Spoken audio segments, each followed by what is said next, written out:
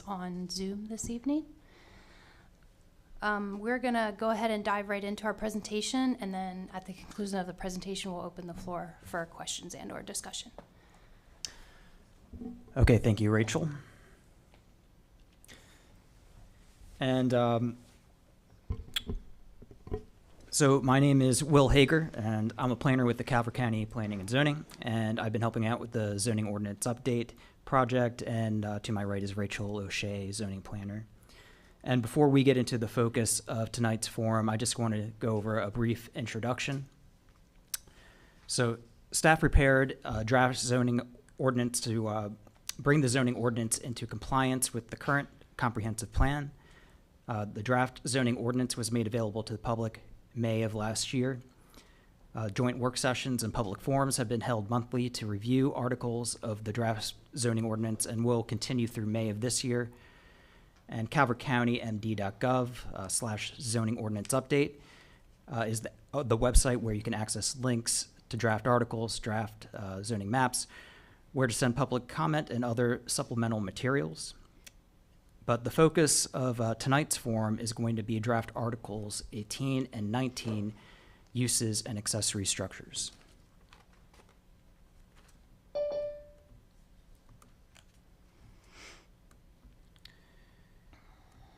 And just one thing before I get into the presentation slides. I just want to start off by saying that unfortunately we're not going to be able to cover every single proposed revision in these articles in detail because there's just simply too much to cover. But like we've been doing for all of the draft articles, we prepared a document which compares draft articles 18 and 19 with the current zoning ordinance in great detail. So if you're looking for more information, I'd recommend taking a look at that document, which can be found on the Zoning Ordinance Update website in the supplemental information section. So to start things off, I just wanted to go over some of the symbology of the use tables. Those are tables 18-1, 18-2, and 18-3. So if you see a P on the use table, what that means is that that use is permitted without any conditions in that particular zoning district. The use still needs to abide by all the other regulations in the ordinance, but there are no additional conditions. If you see a C, that represents permitted, a use that's permitted with conditions, and that means that there are specific conditions that must be met in order for this use to be permitted in that particular district. In Article 18, the conditions for each use, if there are any, are listed underneath the definition of the use. And on the use tables, if you take a look at the column all the way to the right on the table, you'll see the specific section in the ordinance where you'll find the definition and conditions for that use.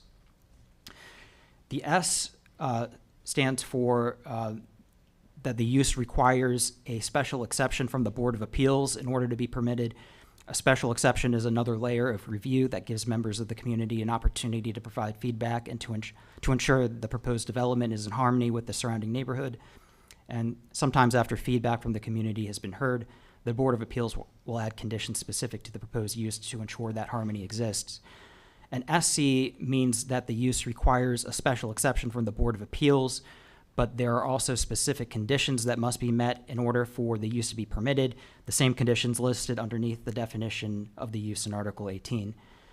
The SH, that means a use that requires a special exception in a historic district and also includes conditions specific to historic districts. And the S1 means that the use requires a special exception if the use is located less than 150 feet from a residential building or active residential building permit, or from an established historic district. And the S2 means the same thing, only the threshold for when a special exception is required is 300 feet.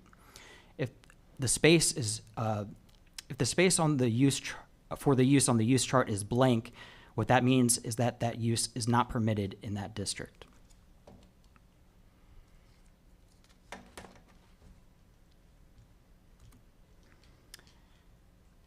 And the various uses are grouped into the following sections: agriculture, agritourism, heritage tourism, and ecotourism, agricultural, residential, commercial, retail, business and personal service, recreation, commercial wholesale, motor vehicle and related uses, industrial, institutional, temporary, and accessory. And on this slide, we have the new zoning districts proposed in this draft and the types of uses permitted in them. So in the rural neighborhood district, you're predominantly going to see residential, agricultural, and institutional uses permitted. In the Waterfront Community District, predominantly residential and institutional. In the industrial mixed-use district, a mix of industrial, commercial, retail, business, and personal service and recreational uses. And in the heavy industrial district, a mixture of heavy industrial and commercial wholesale uses.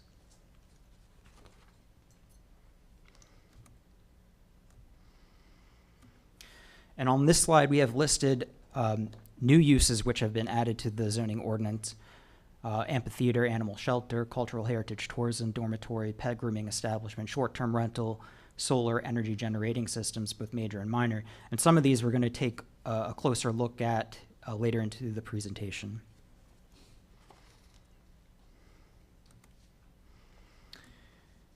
And on this slide, I want to go over briefly some of the structural differences between the current zoning ordinance and the draft. In the current zoning ordinance, there are 8 different use tables, one for uses outside of town centers and one for each individual town center. In the draft zoning ordinance, there are 3 use tables, one for uses outside town centers, one for town centers excluding Solomon's, and one for Solomon's Town Center. In the current zoning ordinance, the conditions for uses outside town centers and conditions for town centers are listed in 8 different sections. In the draft zoning ordinance, conditions for all zoning districts and town centers are listed in one location. And one of the benefits of these changes, I think, is for the first time you can really easily compare how various uses are permitted in the town centers and the conditions for each town center.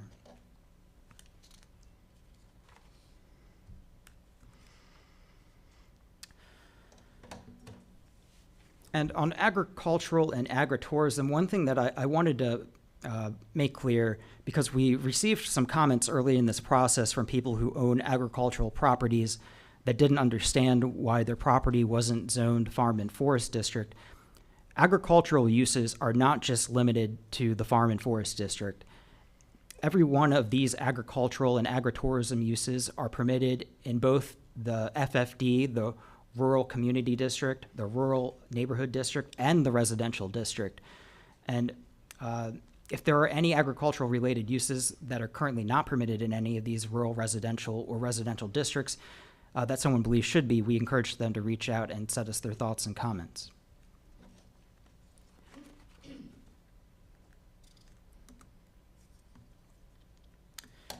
And for the next round of slides, I'd like to focus on some specific uses and highlight some of the changes being proposed. And the first use I'd like to start with are accessory dwellings. Accessory dwellings are permitted in the FFD, the EC, and every rural residential and residential district. The first several conditions listed here are unchanged from the current zoning ordinance. Only one accessory dwelling is permitted on a lot or parcel. The accessory dwelling must be subordinate to the single-family dwelling. An attached accessory dwelling is limited to no more than 40% of the total gross floor area of the building, unless it's located within the basement. It can consist of the entirety of the basement. An owner of the lot or parcel must occupy at least one of the dwelling units on the premise, except for bona fide temporary absences. And in the current zoning ordinance, this is one of the changes, an accessory dwelling cannot exceed 900 square feet gross floor area and must be within 100 feet of the principal dwelling. In the draft, the accessory dwelling cannot exceed 1,200 square feet, and that minimum setback from the principal dwelling was not included.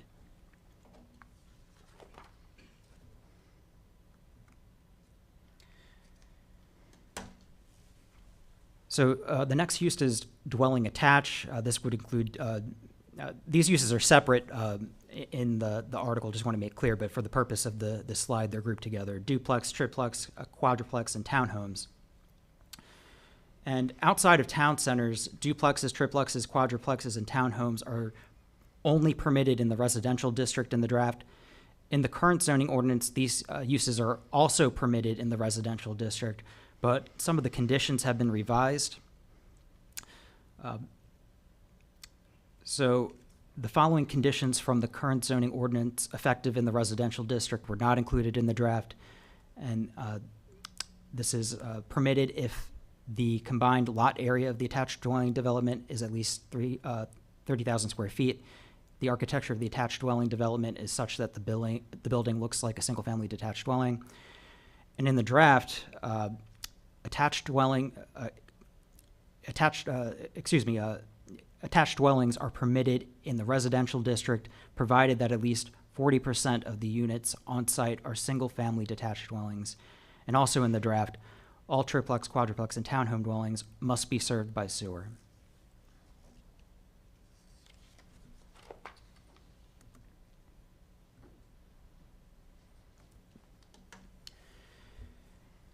And for single-family detached dwellings, the following condition was, from the current zoning ordinance, was not included in the draft.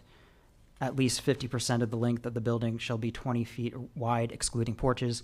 And that condition was removed to address the trend in tiny homes.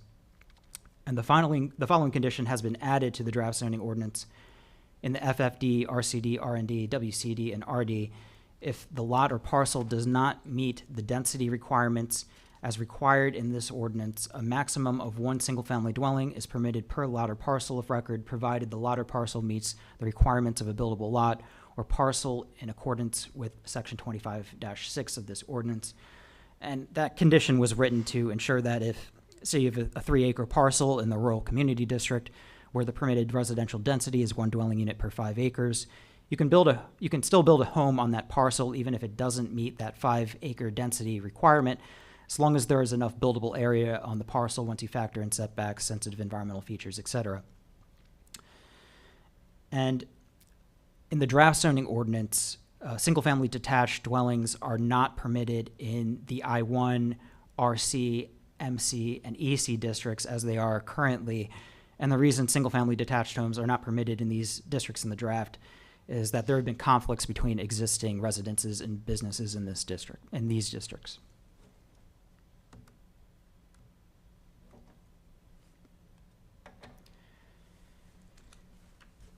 So short-term rentals, this is one of the uses that has been added to the draft. And the reality is that, maybe hundreds shouldn't have been the word used there, because the truth is we don't really know how many short-term rentals there are out there. But let's say that there are likely very many short-term rentals currently operating in the county. Right now they are, they don't have to come to us to receive a permit. And so what recognizing short-term rentals will do is allow the county to collect taxes on short-term rentals. Right now the situation is we have hotels that are paying taxes, and we have short-term rentals out there that are not. And so I think the hotels with some legitimacy don't believe that is a fair situation. Right now in the draft, short-term rentals are permitted in the FFD, the RCD, the WCD, and the MC. Whether that is going to work, I'm not sure. It might be that in the next draft that has to expand a bit. I'm not entirely sure if it's going to make sense to permit short-term rentals in a place like Cove Point, but not permit them in, say, Chesapeake Ranch Estates or Drum Point. So there may be some changes there going forward. And currently there are no conditions in the draft currently, but conditions will be considered when we're preparing the next draft.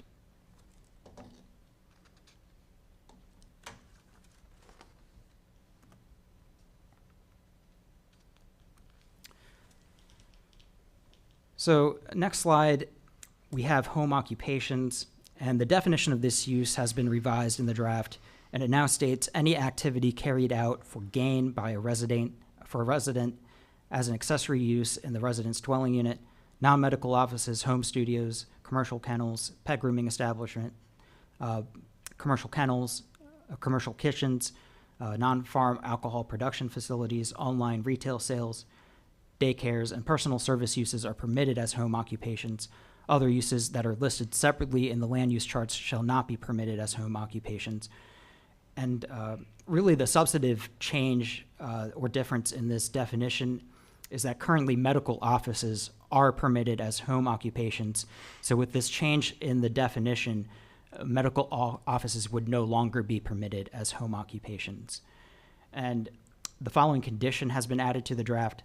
Home daycares are allowed a maximum of 12 clients, and all conditions required for daycare centers shall be met.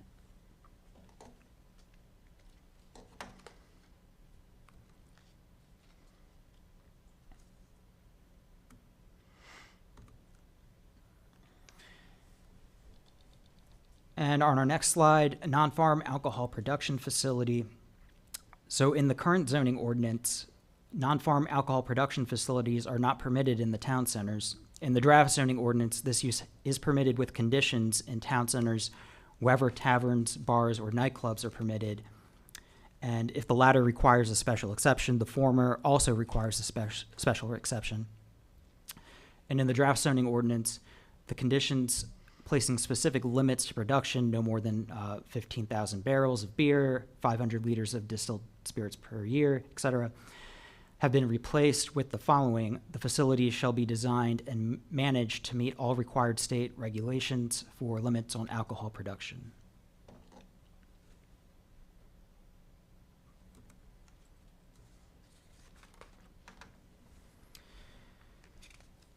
So in the current zoning ordinance, solar energy generating systems are permitted under the broader use power generating facility.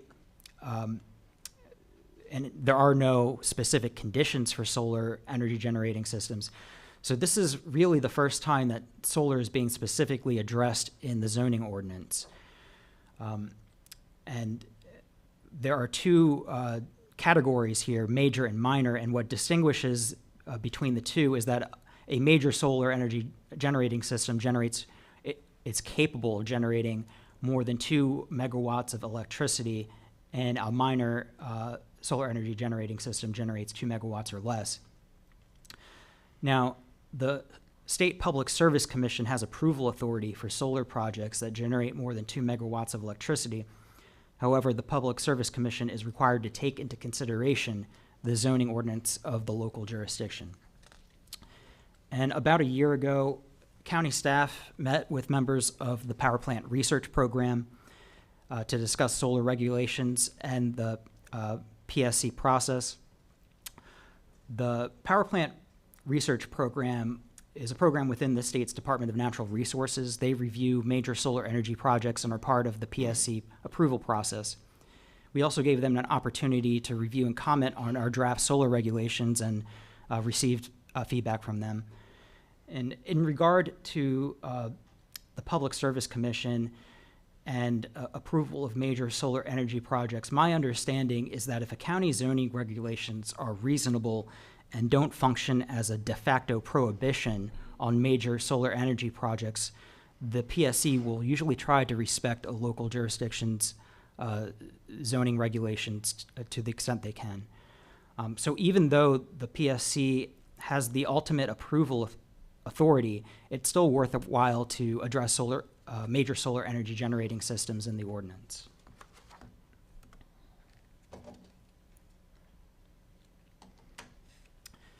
And so in the next two slides, I'm going to list some of the conditions that have been included for both major and minor solar energy generating systems. So no solar energy generating system shall be more than 20 feet in height. All structures and uses shall meet a minimum setback of 50 feet from all property lines. A landscape buffer shall be provided between the solar energy generating systems and side and rear property lines unless the Planning Commission determines that an alternative buffer is sufficient. A front roadway buffer shall be provided along all public roads in the FFD, RCD, RND, and RD unless the Planning Commission determines that an alternative is sufficient.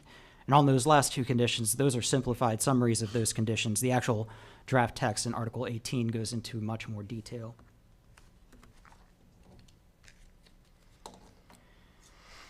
And continuing, two more conditions here.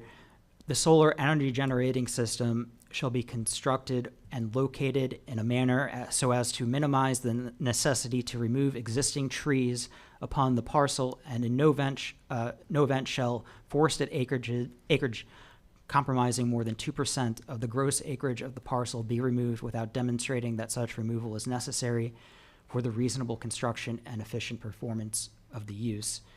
And the combined aggregate acreage in the rural legacy areas utilized throughout the county by major and minor solar energy generating systems shall not exceed 0.5% of the total area in the rural legacy areas.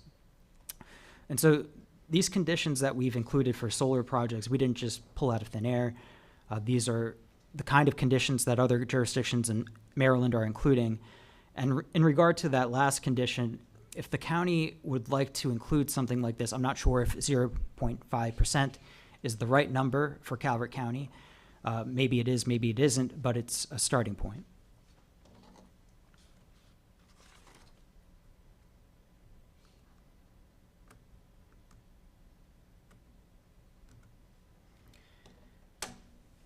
And moving on to institutional uses, daycare center. In the draft zoning ordinance, the following condition applies to all daycare centers. The use shall have direct access onto a publicly owned and maintained right-of-way. If the use does not have direct access on a publicly owned and maintained right-of-way, a special exception approval is required. If special exception approval is granted, the daycare is limited to a maximum of 6 clients. And that would replace the following condition from the current ordinance.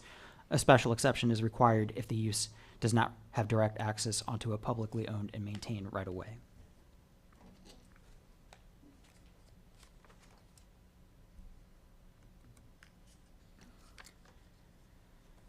And one use from the temporary section that we have highlighted, food truck. In the draft zoning ordinance, this use is permitted in every district outside of town centers with the exception of APDs. In the current zoning ordinance, outside town centers, this use is permitted only in the I-1, RC, MC, and EC. And in the draft zoning ordinance, the following condition has been revised and now states, if the food truck is scheduled to be located on the same property for 3 or more days per week, a plot plan showing where the mobile food vending units are located on site shall be required and submitted with the use permit application.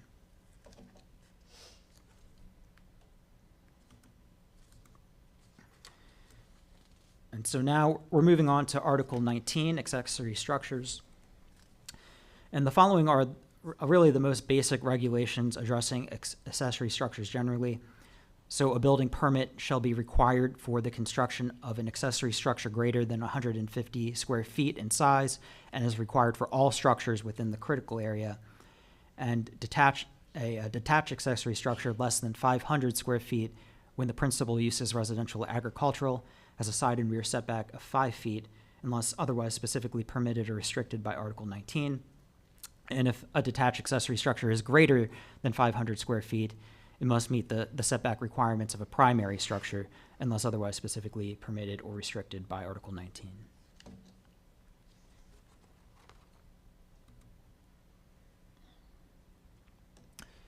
And so the following condition or provisions have been added to the draft zoning ordinance.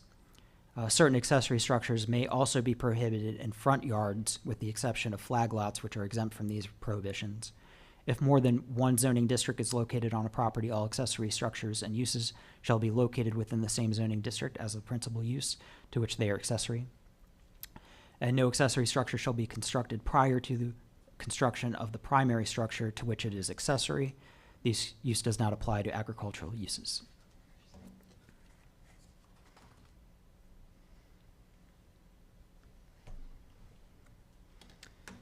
And there have been revisions made to the conditions for chickens and livestock kept on non-farm properties. These conditions apply to lots of parcels that don't have an agricultural use assessment from the state.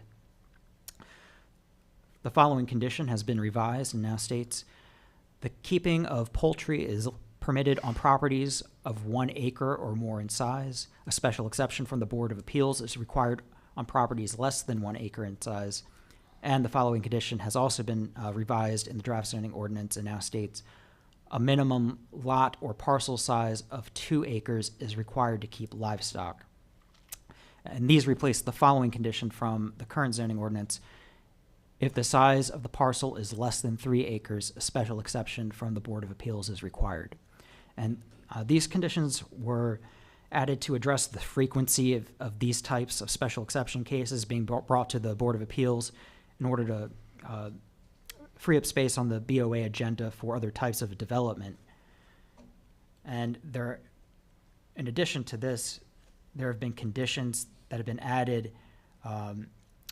in the case of chickens. And so these include coops are permitted in the rear and side yard only and shall be set back a minimum of 25 feet from a lot line or parcel line. Up to a maximum of 8 poultry may be kept. Roosters, peacocks, and guinea fowl are prohibited. If the sex of a chick cannot be determined at hatching, a chick of either sex may be kept on the property for up to 6 months.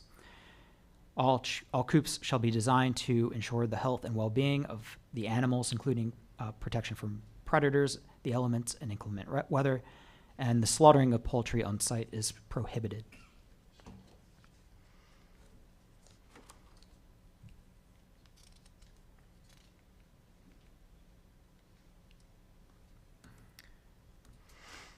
And we've also added conditions for accessory solar generating systems, solar energy generating systems. The following conditions have been added to the draft. Height restrictions for roof-mounted systems, 18 inches on pitched roofs, 6 feet on flat roof buildings up to 40 feet in height, 15 feet on flat roof buildings over 40 feet in height. Wall-mounted solar energy generating systems may project up to 4 feet from a building wall and shall be integrated into the structure as an architectural feature. And a freestanding system is prohibited in the front yard, limited to a maximum of 20 feet in height, and not permitted in designated open space.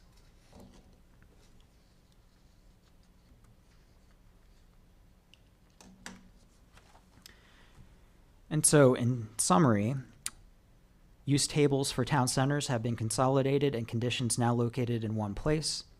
New zoning districts and several new uses have been added. Revisions to conditions for some residential uses. Revisions to conditions for in-home daycares and daycare centers. Non-farm alcohol production facilities permitted in town centers. Major, minor, and accessory solar energy generating systems included. Revised minimum acreage requirements for chickens and livestock, and more conditions included. And for more details, please see the document comparing draft Articles 18 and 19 with the current zoning ordinance available on the Zoning Ordinance Update website. And so that's it for the presentation. I believe we're ready to open the floor up for any questions we have in the audience.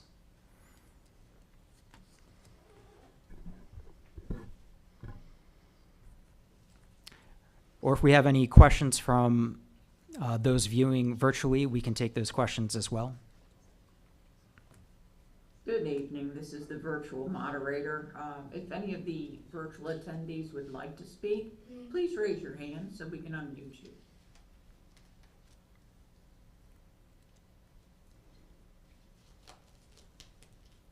No hands are seen. Okay, would anyone with us here tonight like to step up to the microphone and ask away? Hi, I have specific questions about the tenant house section of the code. I am the 5th generation to grow up on a family farm here in Calvert, and I have major concerns about this section. It's not helping the farming community. We know that tenant houses are there for the farming community. So these are houses for our family so we can continue to work on our farms. I don't understand why you would increase the acreage from 25 acres to 50 acres. Doesn't make sense to me. Furthermore, now you want this to count against the density limit and limit it to 1,500 square feet per home. So I know for a fact there's APD agreements in place that say that tenant houses do not count against your overall density. How are you going to handle that? So in no way do I think that this helps the farming community, and I highly encourage you not to make these changes. Take the density away from the developers.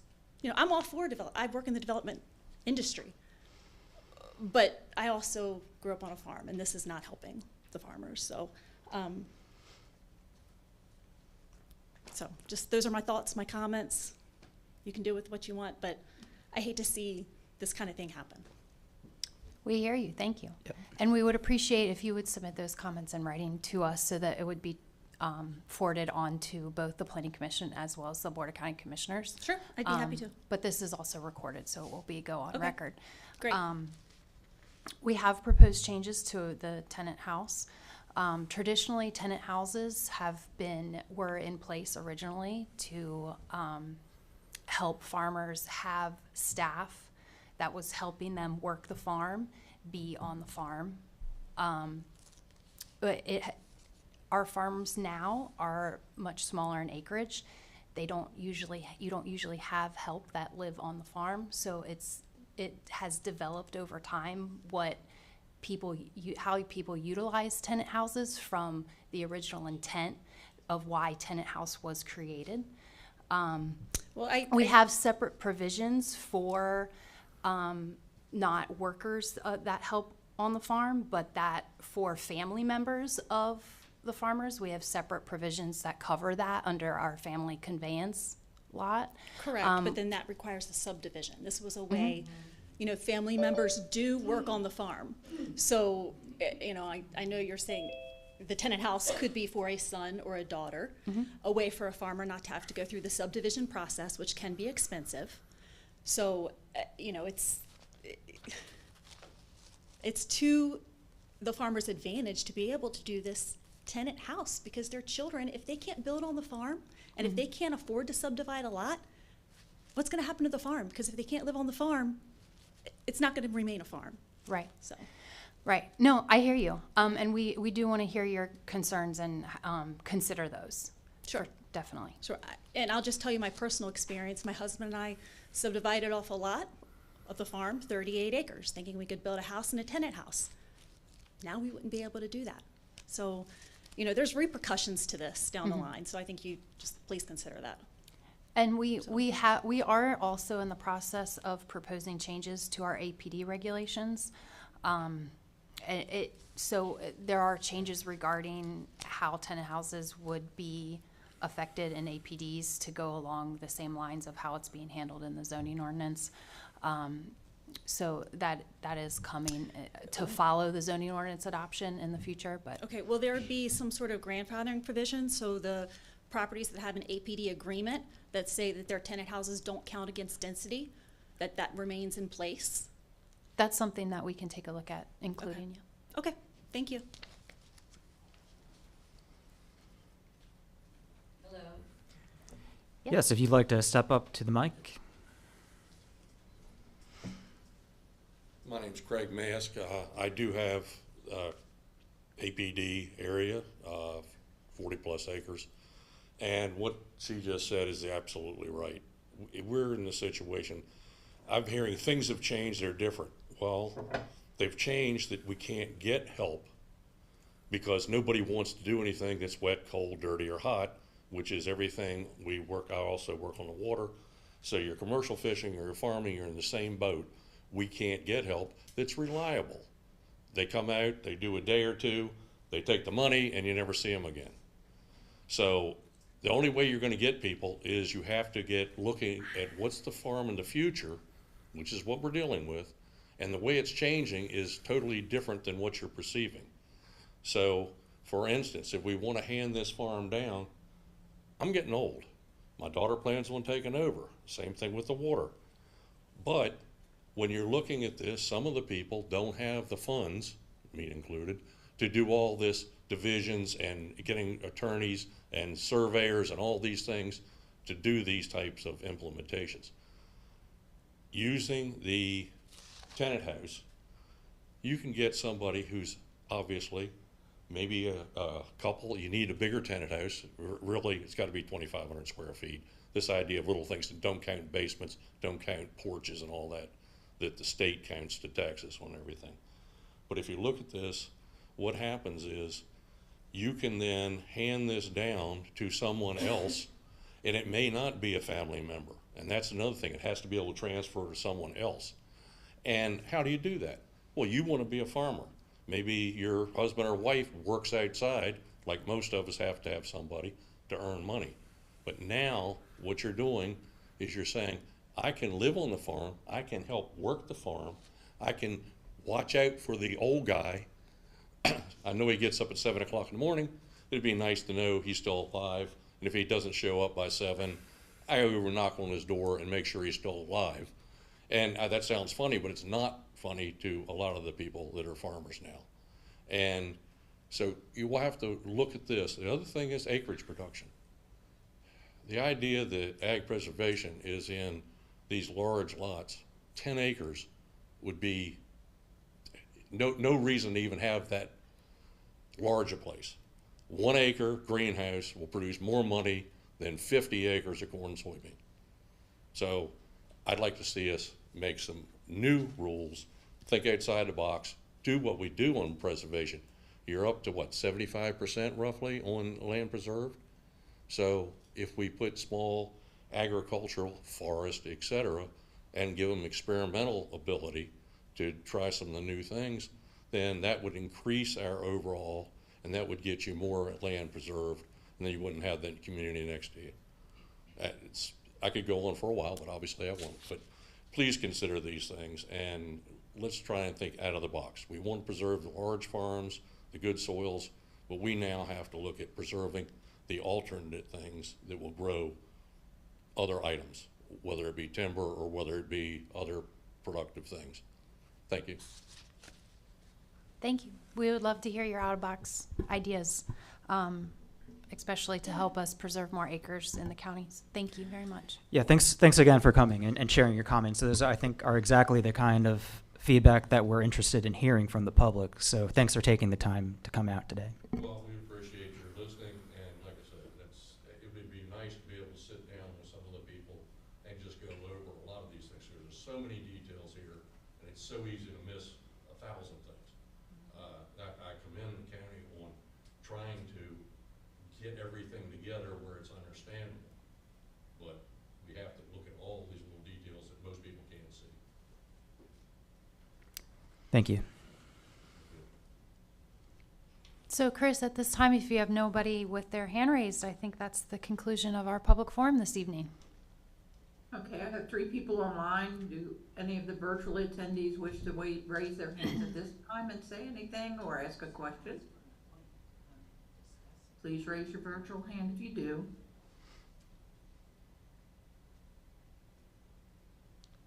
I see no hands raised. I guess that will conclude our evening then. Thank you, Chris. Okay, with that, I'll just move on to our wrap-up slide real quick. I'm sorry, Will. We do have a late hand raised. If you have the time to take their comment. Sure.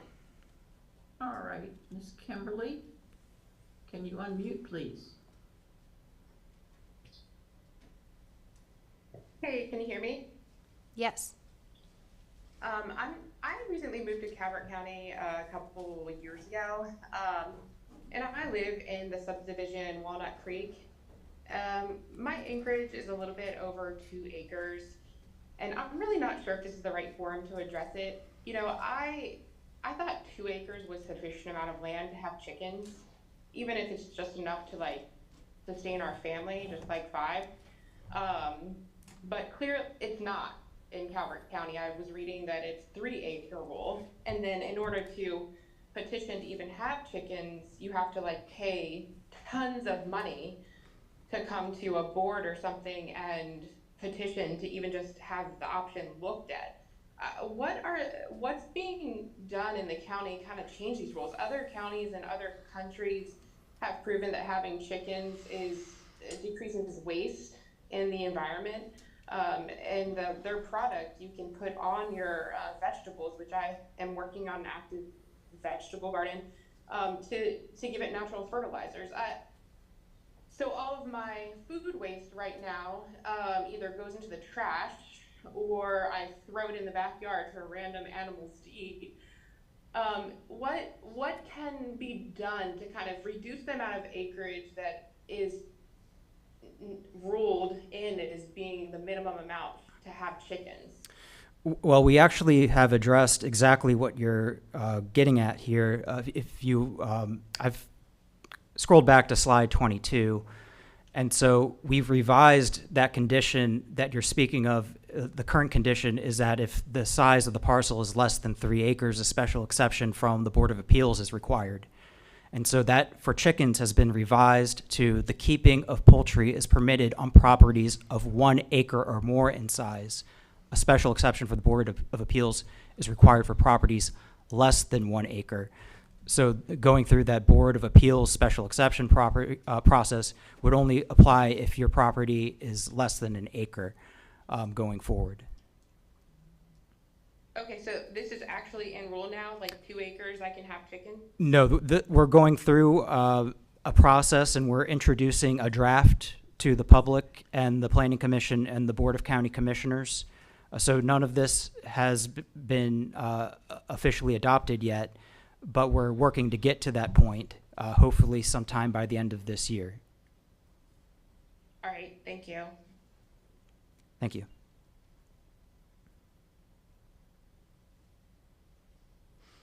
And so I think Chris said that that was the only hand that was raised. So That's correct. I see no others. thank you, Chris. So to wrap up tonight's forum, just some information. We are accepting public comments for Articles 18 and 19 up till February 2nd. We said this before, but we're really accepting public comment on any article throughout this process, but really getting it in by February 2nd will help us include it in the package that will be read and reviewed by the commissioners when we do our joint work session on this subject later. And our next public forum is scheduled for February 15th. And again, you can submit a comment to the email address you're looking at on this slide, and you can also contact us.